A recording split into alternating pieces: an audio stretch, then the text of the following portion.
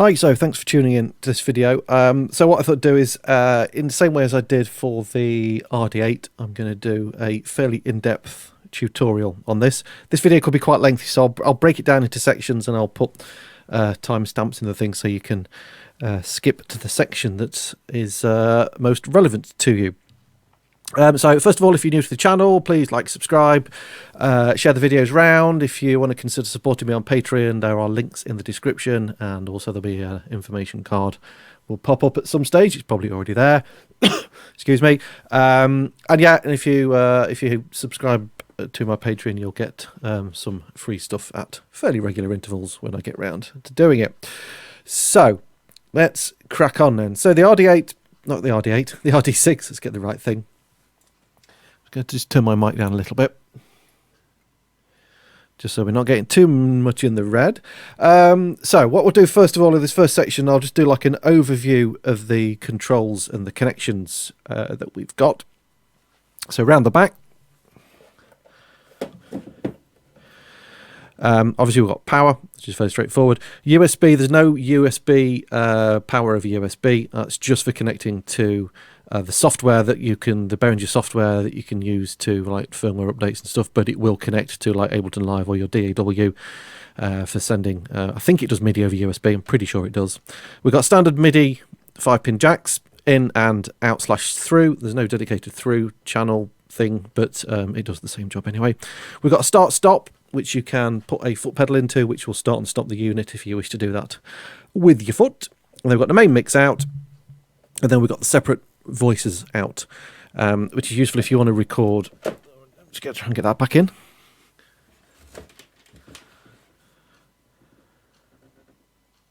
Get it nice and straight for my OCD. Yeah, so that's useful if you want to record the separate outputs, etc. There's no, whereas the RD-8 does have a like a return channel, so you could like send some of your drum sounds out to external effects and then send them back into the unit. This one doesn't. This one's a lot more basic than the RD-8, so it's just straightforward outputs for that. Along the top, we've got volume controls, so you can mix your sounds accordingly.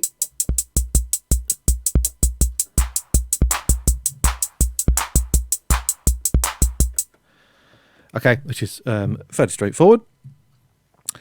Let's moving along. Next row, we've got tempo, which just goes from kind of slow to fast.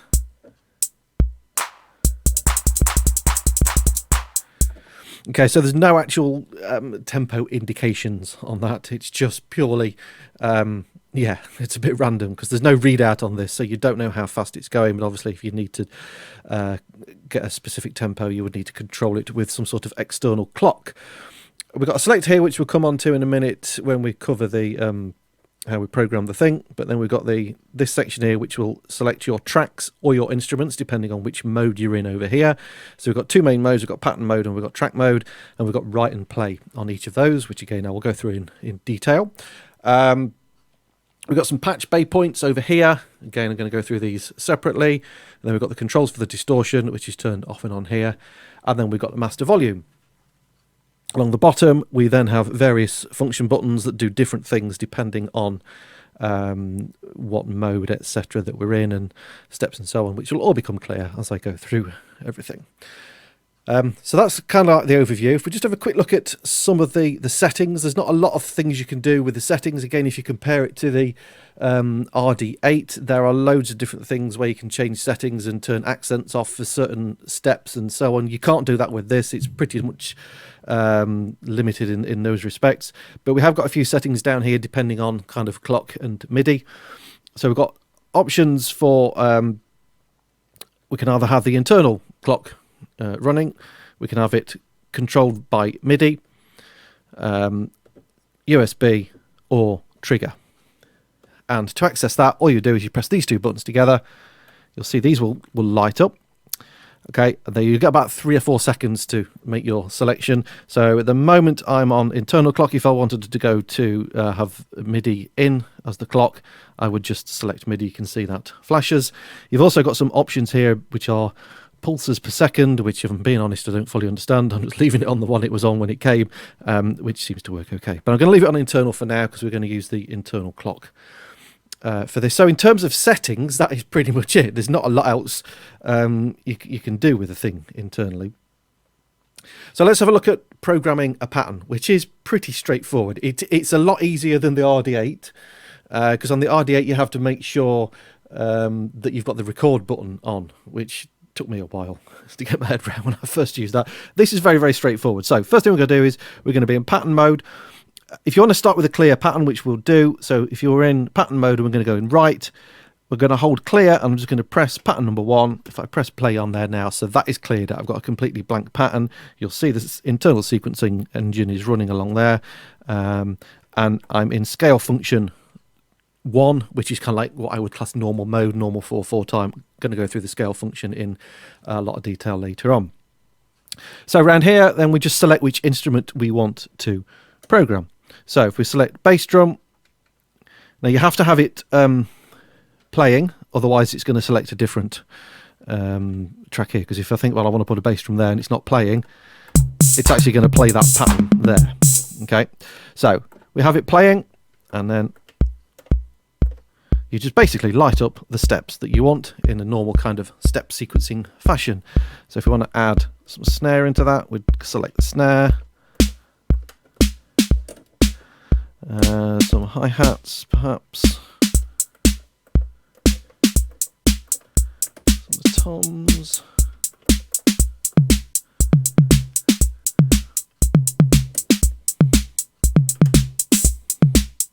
okay, so very, very easy to program, very, very straightforward. Just turn that down a little bit because it's getting, I think, a little bit loud with everything going.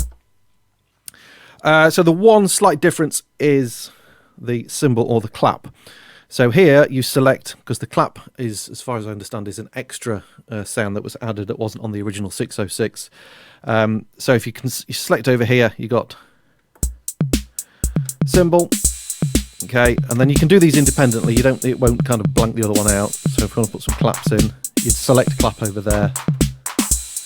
Okay, so it's kind of got like 2 sounds in one on there, just selecting with that. I think it's a some Boss old drum machine that the clap's taken from. So that's how you would write your patterns. For playback, we'd switch the pattern mode onto play,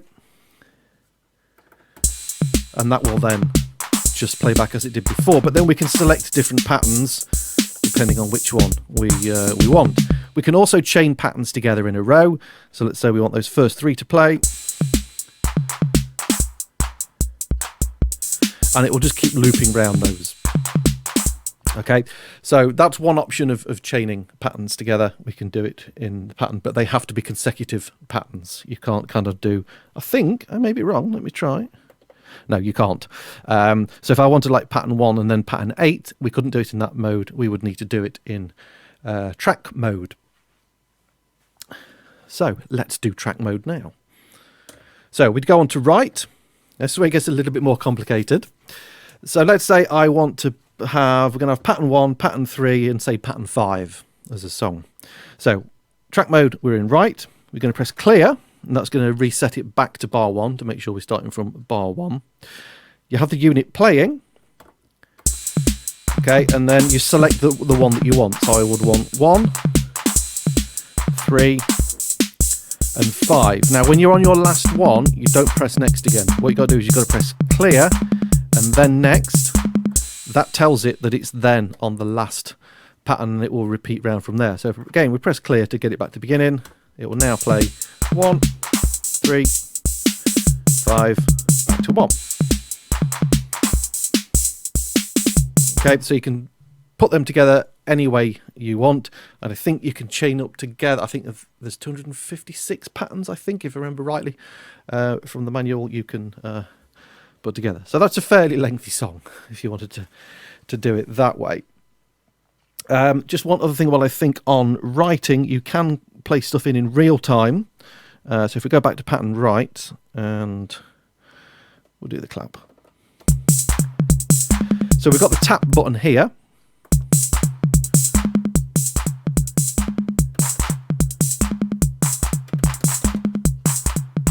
Okay, so if you're in write mode and you press that, you can kind of play stuff in real time. It's not desperately, what's the word, sensitive for timing, but there is that option there. If you want to if you've got a rhythm in your head and you can't work out how to play it, you can program it in that way, which is quite useful. Let's just do a little bit on the next section because this is something that's not actually in the manual, this next bit, which I find really, really weird because it's kind of quite a big part of it. I kind of was playing with this read it through the manual a few times, and then I suddenly noticed down here, right, we've got all these bar numbers, and we've got copy, paste, delete, and insert. And there's nothing at all in the manual about it, which is just very, very weird. So let's have a look at copy, first of all. So I'm just going to clear pattern 2. Oh. Yes, that's right. Okay, so we've got nothing on pattern 2. So let's say I want to copy pattern 1 over to pattern 2. This is where this function button comes in. So we're in write, and we're going to select the pattern that we want. So that's the one that's flashing, and we hold function, press copy. Okay, there's not really any indication to say it's been copied, but it has. Select the pattern that you want, and then we're going to go paste. And we've now got that pattern on 1 and 2. Okay, so that's very useful if you want variations of the same pattern just to move it across. Like I say, unless I'm just reading the manual really badly, there is nothing in there that refers whatsoever to the copy and paste. The delete and the insert, as far as I can tell from playing with this thing for a while, is just to do with track mode. And if I'm being honest, I've not worked out insert. I can't seem to work out how you insert a bar. I mean, that's kind of, as I understand it, where that's coming from is that, let's say I've programmed in a track and I've got, say, bar, I don't know, pattern 1, 2, 3, and 4, and I want to insert, say, pattern 7 between bar 3 and 4. I can't work out how to do it, so I can't help you on that one at the moment. If anyone knows, then please let me know. But delete kind of does sort of make sense. So let's do a pattern again. In fact, what have I got in there? I think I've got 1, 3, 5, and 7 going off. 3. Oh, just 1, 3, and 5. That's fine. So let's say I don't want pattern 3 in there. What we do is we go in write mode, and then this will kind of scroll through the patterns you've got. You can see we've got 1, 3, although it's going beyond that then. So the first bit is 1, 3, and 5. So we're going to press clear to reset it. Choose the one that we want to get rid of, which is 3. Again, hold the function button and delete. And then reset it again. Now when we go back into play mode, it should go from 1 to 5. Okay. So that seems to work. That's fine. If you want to delete a pattern, it sort of works that way around. And like I say, insert, I don't know. It just doesn't seem to do anything. So I'm going to move on from that. Then we've got all these numbers down here. So what I'm going to do is just going to put a load of bars in.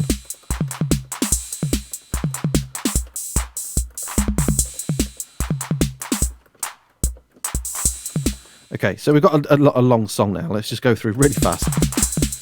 So you can see the patterns I've just randomly programmed in. Okay, so if you've got like a very long song, you might want to know what a certain bar number is for you to delete it. That's where this thing comes in along the bottom. So if we want to advance through our bars, we press the right. Next thing you can see it's going along. And let's say, right, okay, what have I got on bar whatever? What you would then do is hold this, so we're in play mode for this, and it will tell you your bar number depending on how these work. So the solid light is your tens and the flashing light is your units. So that is 10 on there, so it's 15. So if I move on to the next one, you'll see that's moved to 16. Move on a bit further, 17, 18, 19, 20. Let's do 21. You'll see we've got 21. Okay, so that's this row along here. When it gets up to 100, this one will light up. I'm not going to go that far, but you'll get 100 and then all your tens and so on. But yeah, it's just remembering. I'm assuming there'll be 3 if it gets to. Let's do that while I'm talking about other stuff. Let's see if we can get to bar. Actually, no, I can't be bothered. What are we on? 63. Oh no, we'll do it. We're not far off. Very exciting watching me press a button. Oh no, we're only on 54. 64. Just interested to see 79, 87, 95, nearly there. Right, so that's 108.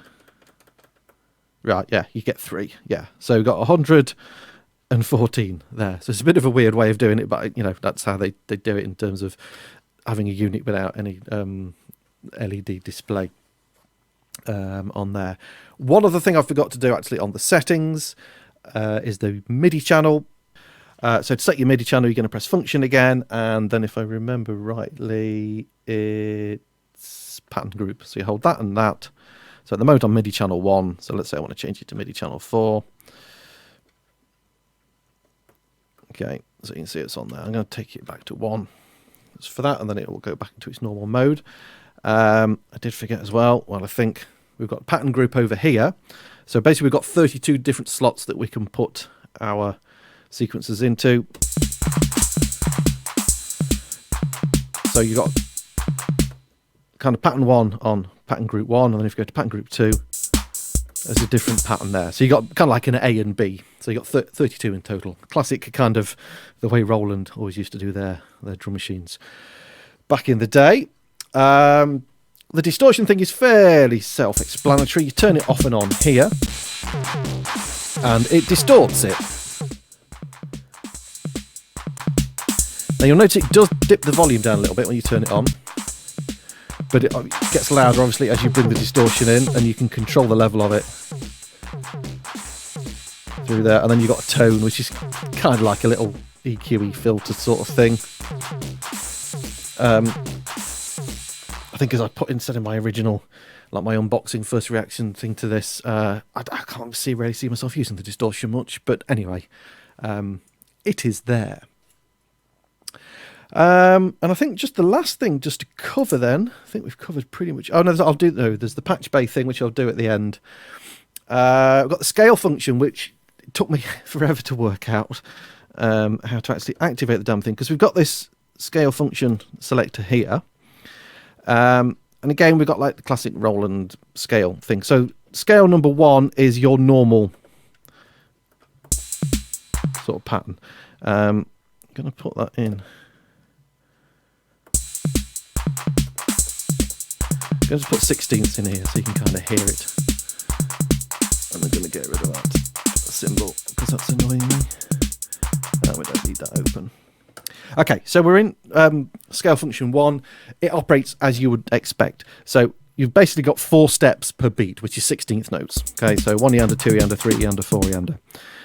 Now, if I'm playing it, or I go into number 2, I'm in 2, yes. Okay, nothing happens.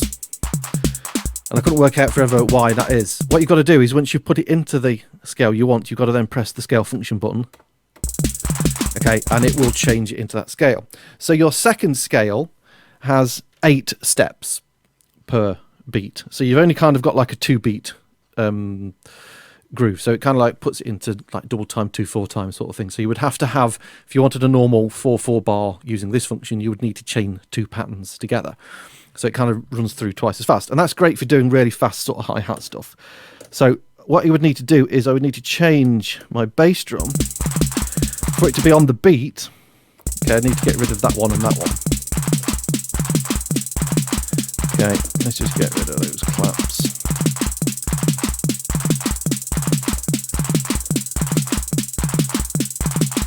Let's just turn it down. So this is great for doing like your fast trap hi-hat kind of things. So what we would need to do is we would need to take, just to do normal 16th notes. Let's get rid of the snare. I'll do the snare in a sec actually. Let's do the snare now. So your snare would just be on there.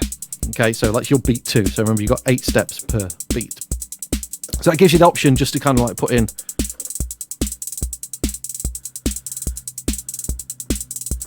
those faster kind of basically 30-second notes on your hi-hat. You would do it that way. Scale mode 3 is our standard sort of triplet mode. So again, we've got to press the function. Now it doesn't automatically change it into triplet mode. Okay, it's going to just do weird stuff. So what we've got to do is we've got to change the length of the steps. So again, to do that, we would want to have 12 steps. So we're going to hold the scale function button, press on 12. So you can see it's now, when it gets to 12, it's going back to 1. So you can have basically from 1 step to 16 steps in your pattern. What we've got to now do is, let's get around to let's get rid of all of those. Because that's not going to make much sense. And also the snare drum. So we now have, when we're in triplet mode, 3 of these will be 1 beat. So it's like 1 triplet, 2 triplet, 3 triplet, 4 triplet. Okay. Snare drum is going to be there. And I think, hold on, 1 triplet, 2 triplet, 3 triplet, 4 triplet. That's in the wrong place, but anyway. Oh, no, don't want that one. Closed.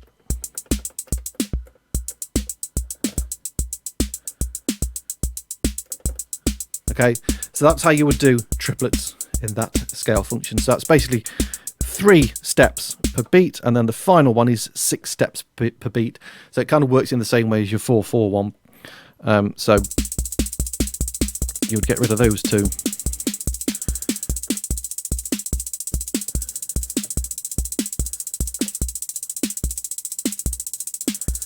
So that 1 beat is then 1, 2, 3, 4, 5, 6. So, oh. Put it on 1 and 7.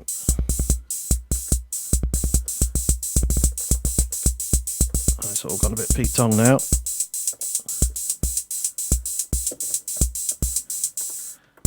Again, I've got to get it down to 12 steps. There we go.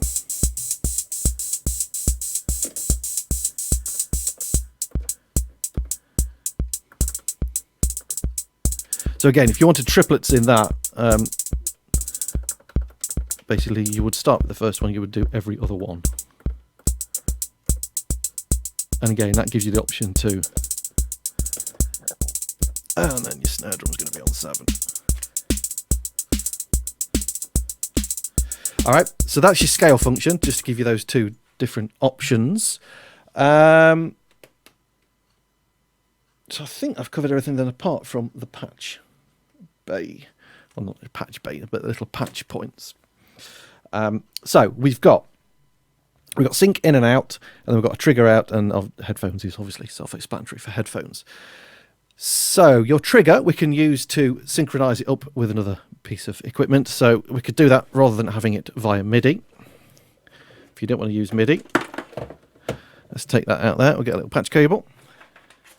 So if I sync this, I'm going to do the sync out, and I'm going to go to the sync in. On the TD3. So we're on the internal clock here. So this is like our master. And then on the TD3, we would choose trigger. So now when I start this, it's going to play. Oh, in fact, let's just get a pattern that's not. That'll do. So then when we start,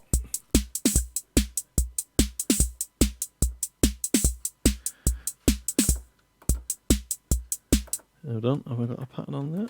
Sorry, I've not got it. I've still got it on. Trigger, there we go. That's why it wasn't working. So it won't start it automatically like it does with MIDI, but when you press play, it will synchronize it together. So it will actually stop it there. And you'll see, you can hear it's going in time then with.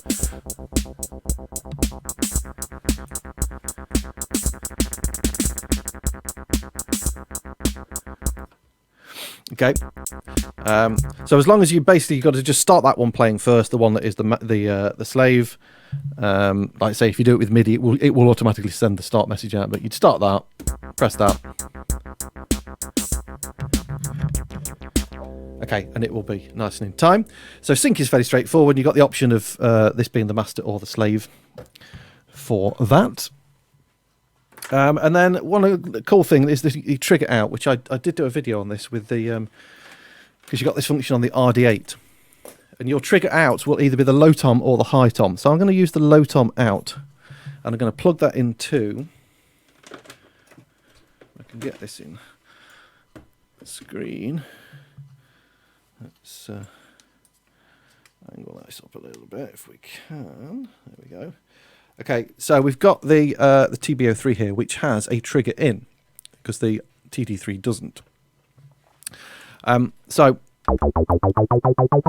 I've basically just got programmed in here, this little pattern going up a scale. If I plug the trigger in to this, what will happen is, based on my settings here, on the low tom, let's get my low tom. Okay, it will trigger that, it will move that on every time it gets a note from the low tom.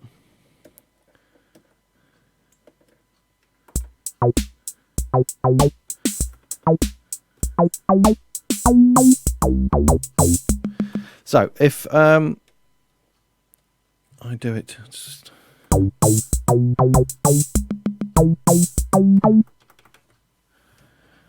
sorry, I'm not in right mode. Not in my right mode. I've got to be in right mode. So if I just put like all the 16ths in on the high tom, and we've got the option obviously of turning down the sound. So you can see that's every step of that is now triggering that sequence to move on along a little bit. So you can create some quite nice, interesting rhythms. So if I just program some random notes, and the nice thing with this is you can go into pitch mode and change this on the fly. So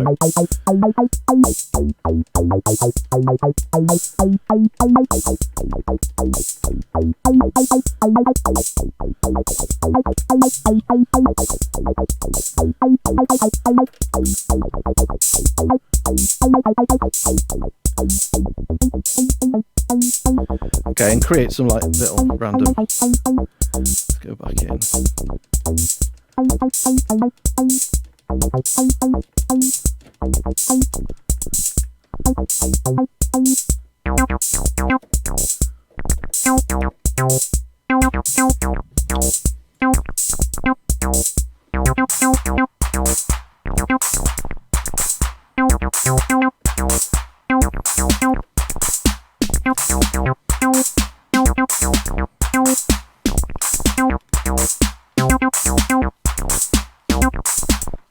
Okay, and so on. So yeah, you've got another option there of if you want to sort of jam some little ideas out and just create some random stuff, you can use this to advance the sequencer on something that has a trigger in.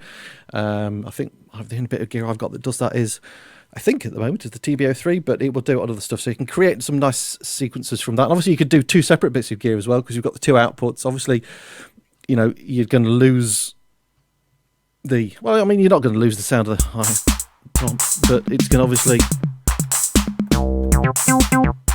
it's going to follow the same rhythm as that, but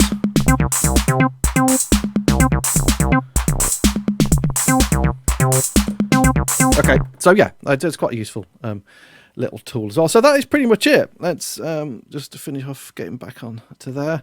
I think I've pretty much covered everything on this now, apart from the insert thing, which I can't work out. But yeah, usual sort of thing of the manual not being as great as it should be. So if anyone's got any questions, then obviously stick them in the comments below. Any suggestions as well for future videos, always happy to keep an eye out for those for you, and I'll help out wherever possible. And thanks for watching, and I'll see you in the next one. Cheers.